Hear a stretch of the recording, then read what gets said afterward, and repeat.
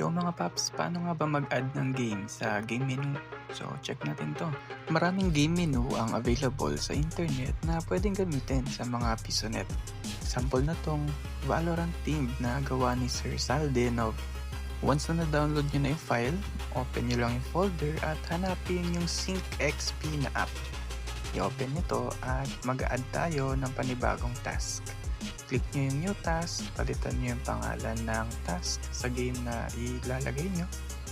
Then sa mirror folder, ilocate yung folder ng game na ilalagay nyo.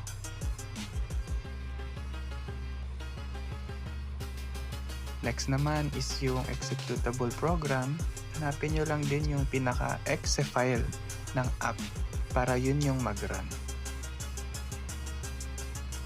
Pwede nyo rin lagyan ng icon, click nyo lang yung browse. Kapag wala siyang default na icon, hanapin nyo lang yung folder ng game at nandun yung icon yan.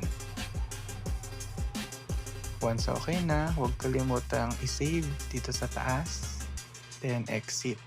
So, kailangan yung i-restart yung game launcher.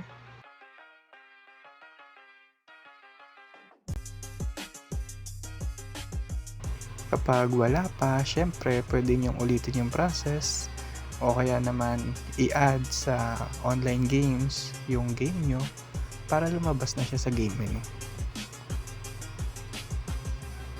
Save nyo lang ulit, then exit, then restart nyo lang ulit. Ayan, so lumabas na. Once okay na, pwede nyo na siyang gamitin. Pwede po ito sa diskless at pwede rin sa traditional, no? Applicable din po siya. Kung may natutunan ka sa video na ito, like, comment, share, and subscribe na rin sa ating page.